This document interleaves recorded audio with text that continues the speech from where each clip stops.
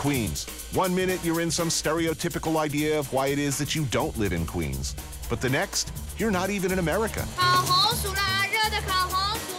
You've disappeared down some delicious rabbit hole. You find yourself in Hong Kong or Beijing, like here in Flushing, where a few feet above or below street level, and you find yourself in Henan, Tianjin, or Xi'an.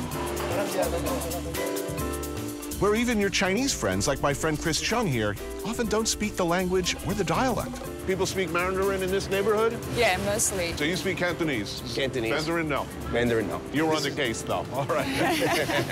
Fortunately, Chris brought his friend Ming along, who'll be guiding us through the Golden Shopping Mall, a warren of vendors selling all sorts of mysterious and tasty specialties from all across China. A short walk through the mall and I come across something I've never seen before. Certainly not in New York, in fact, not even in China. This eerily, well, French-German pig's feet dish and, stranger and more wonderful still, head cheese Chinese style. So what do we eat here?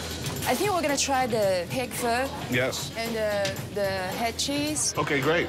This food looks French. I think this is an example of great cooking cultures end up thinking alike. That's exactly it. Sooner or later, any great cooking culture is going to end up cooking like the Chinese. Right. And also, Tianjin is a port, so food-wise, they're very open-minded. So this food is from Tianjin?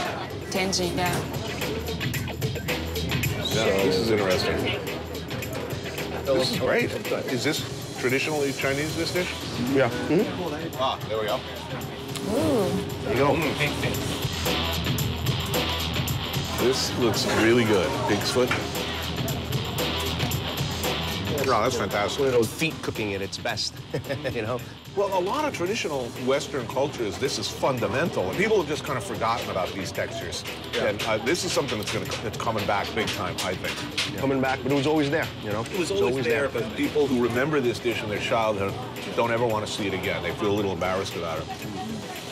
Rich people who never had it are discovering it like it's the greatest thing ever, you know? I believe anything from a pig is good for you anyway. So good. This is great. I'm loving this. This place is wild, though, man. I love this. This is what Manhattan's missing.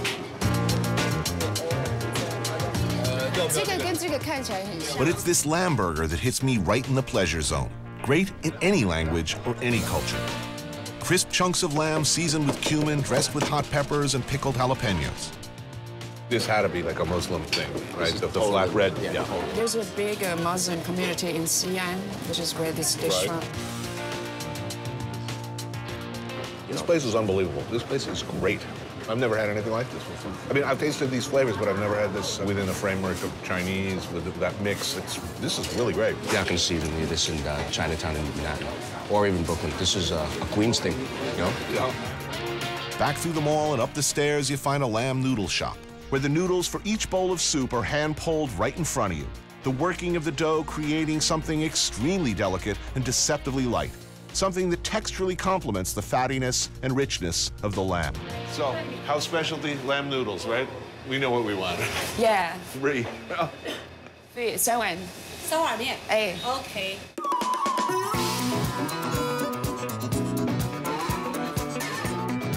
The lamb noodle is the most famous dish in Zhengzhou City, and their weather is pretty much like New York. So they change a little bit in terms of the herb to balance the nature of the Right, because in Chinese cooking, foods are assigned hot or cold properties. Yeah. Doesn't have anything to do with the temperature necessarily, but the... Yeah, but it's the qi, qi. Masterfully hand-pulled noodles, lamb meat, all swimming in a milky broth which is complemented by fragrant vegetables and herbs such as cilantro, lily buds, Chinese wolfberries, and black tree fungus. A little spice brings all these ingredients together. Wow, that looks good. Here we go. Cheers. Yeah, cheers, man.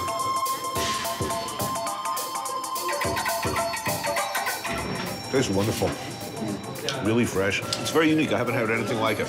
Yeah, it's really good. And it looks heavy, but it's really light. Yeah, it's really light. When you go from region to region in China, the food is so different from place to place. You know, noodle pulling from this region is a hard find in Chinatown. Real hard find. You have to come up to Flushing to get this food. Most people know about Manhattan's Chinatown. It's where I used to go as a kid to get my Southern Cantonese and gringofied faux Chinese. You can now more easily find the real thing there, of course. The Chinese community in New York has changed a lot since when I was a kid. There's a lot of good stuff happening in Chinatown, although probably won't be there for too much longer. You know, Chinatown's shrinking, you know. Well, it'll all be hipsters moving in. That's exactly what it's going to be. You're going to have to get used to Flushing. You're going to have to get used to Bay Ridge. That's what Chinatown's going to be. Making a Queens joke these days says more about the teller than the subject. Because it's Queens, if you're looking for sheer volume, the big mix where the real action is. Back in Queens at the Ganesha Temple in Flushing. My name is Dr. Uma Mysurekar. I'm the president of the Hindu Temple Society of North America, located in Flushing, Queens. The bathing of the Lord Ganesha, this is a ritual that is done every week. And it is believed that each of these nutrients brings health, wealth, prosperity, peace of mind to the devotees watching it. In a way, it is a meditation. Hindus travel from all over the tri-state area to worship at this temple. But also, it's a restaurant, serving up classic vegetarian South Indian food. Offering is a must. In our Hinduism, it says, you will not get the punya, that is the full grace of the Lord, without an offering of food. And so it is a must.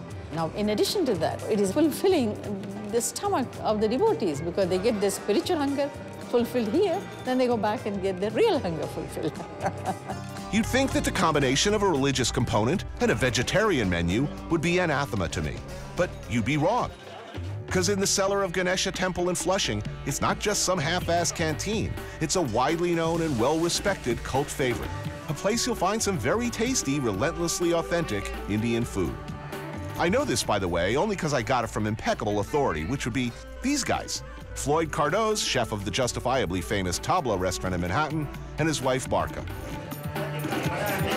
Wow, this is serious food here. So what are you gonna get? I'll have whatever you tell me. Okay. One Mysore masala, one paper dosa, one upma, idiyappam, one idli, one vada, one rava masala. And what else we're missing?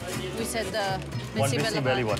Okay, what are we drinking? Should some coffees? Yeah. I have no idea what Floyd just ordered, but the smells and sound in the kitchen are fantastic. And the ambiance leads one to believe that it's all gonna turn out okay. This is like a spiced rice, bisi bili baat. And this is what, lentils or? This is spiced rice. These are what they call medu vadas, which are fried dumplings. Right. Anything fried is always good. Yes. So it's right. This is delicious. See, if all those hippies in Berkeley cooked vegetarian like this, I would eat their food. You know, this is flavorful. It does, and it also doesn't try to fake meat. If you eat a meal like this with multiple textures and flavors, you don't really miss the meat, and that's what makes it exciting. Wow, how do they do it? This is called a dosa. A dosa, which I've actually had many times before, is made from a batter of ground fermented grain rice, spread on a griddle and cooked like a crepe. Eaten plain, or with any number of spicy fillings called masalas, it's an essential South Indian dish. Good Lord. Get this one before it gets Okay, soft. just break it. This is delicious. So you've been here a few times? We come here at least once a month. Once a month. Because this is comparable, or if not better, to what you could get in India. So what do you think the biggest misconception of Indian food is? It's too spicy, and it's always something that they can't identify. Indian food is very, very seasonal, and it could vary. Like this has got absolutely no heat in it at all. Right. Whereas this has some heat to it. This is really good. I mean, yeah. You know, a commissary-looking place in a cellar of a temple, one would be forgiven for having low expectations. But, you know, this is good stuff.